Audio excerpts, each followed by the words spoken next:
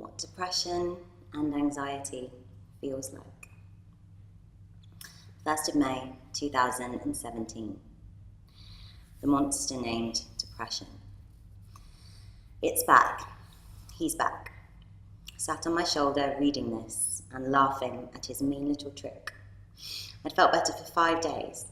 For 5 whole days, the clouds had lifted and I could see the sun again. For nearly a week, I had my future back. Suddenly, without warning, I had woken up, feeling like myself. 5 days of the normal, everyday anxiety that was totally commonplace in my life. But depression, he appeared to have left. Like a one-night stand who'd snuck out before morning. He had left me, or so I had thought. It appears he'd actually taken a freelance contract somewhere for the week, but had cleverly had a key cut to my psyche so he could let himself back in. That's the thing about mental health. Just because you can't see it, like a broken limb, doesn't mean it isn't there. And because the monsters are invisible, you can never predict when they might reappear. The clouds were back and darker than before. Anthracite clouds. Suddenly all of my demons had come home. They sat around my bed like a judging panel, all at once, screaming at me in unison, their unforgiving words forming a tornado in my head and an iron grip around my chest. You aren't good enough. Everyone hates you. You're a terrible daughter, sister, granddaughter, and human being. What's the point to life anyway? What are you really contributing to the world? You look terrible, by the way. You really are a disgusting excuse for a human being. Who could ever love a creature like you? You're wasting your life. All of this is pointless. You'd probably be better off dead. Yeah, they'd be sad and a bit shocked, but in the long run, you'd save them the pain of putting up with you and your countless issues. It must be exhausting to even know you. The world is a terrible place anyway. What's the point? You are hopeless. This is hopeless. Give up, give up, give up. I wanted to scream back, but I didn't have the energy. I was frozen in their presence, and their words cut like knives. I was completely exhausted, and I'd only just woken up. I dragged myself out of bed, trying to wave the monsters away, but they followed me. They came into the shower, stood over me as I made coffee. They sat next to me all morning. All I wanted was to silence them, for them to go back to whatever rock they had climbed out from under. But they seemed to be back today with a vengeance. A ghost called anxiety. Depression seemed to come and go, letting himself in and out of my subconscious without warning.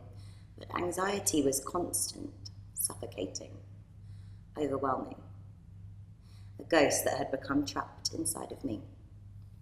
But not just in my mind, she was in my body too.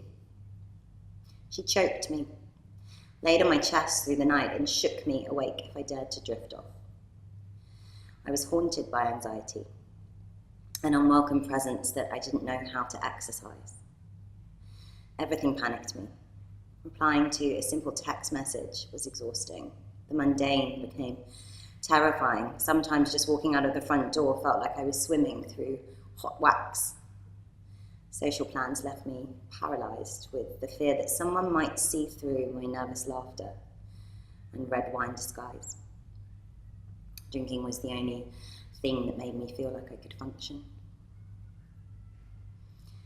Anxiety is a cruel disease. She can turn friends into strangers, contort genuine concern into crippling criticism, and twist love into loathing. The ghost told me the worst possible end to every story. 1st of May, 2018. I didn't listen to the monsters, and I don't believe in ghosts. I never swallowed the pills. I didn't go on antidepressants. I never hit those rocks rumoured to be down there at the bottom. With the patient help of an amazing therapist, a lot of incredible supportive friends, and a lot of yoga, meditation, and mindfulness practice, I harnessed all of that anger, sadness, and fear that mental health had brought into my life and learned how to turn it into strength, gratitude, and compassion. Yoga taught me how to unite my body back with my mind. Meditation helped me to quiet the noise so I could listen. And mindfulness reminded me just how magical the world can be if you open your eyes and take the time to look. Day by day, slowly but surely, I got better. I began to feel like myself again, and the sun came back into my sky. I remember the day that the clouds lifted clearly. In the numerous books I'd read about natural remedies to depression and anxiety, they all advised that travel was one way of gaining new perspective, and it did. I decided that as it looked like I was going to make it to my 30th birthday against all of my demons' wishes, I was strong enough to travel, but I needed a safe refuge. I found sanctuary, and for 2.5 weeks I escaped. I took myself on a yoga retreat in Mexico, and there I met myself again. It felt almost euphoric to be reunited with my own spirit and optimism for life again, as though she'd been hiding in the grains of sand and gentle hissing of the ocean all along. I don't know how I would have survived those black months without yoga. It was the only thing that got me out of bed, and the only place where I felt safe to feel. It gave me the space to connect back with myself and the time needed to heal. Mental health is just as important as physical health. And just because you can't see it doesn't mean it isn't real. Please don't suffer in silence. Approximately 1 in 4 people in the UK will experience a mental health problem each year.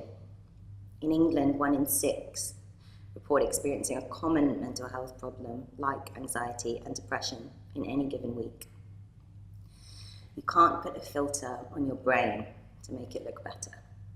And we need to start talking about mental health openly. It's time we tackle this taboo. Join in the discussion at MoreYoga.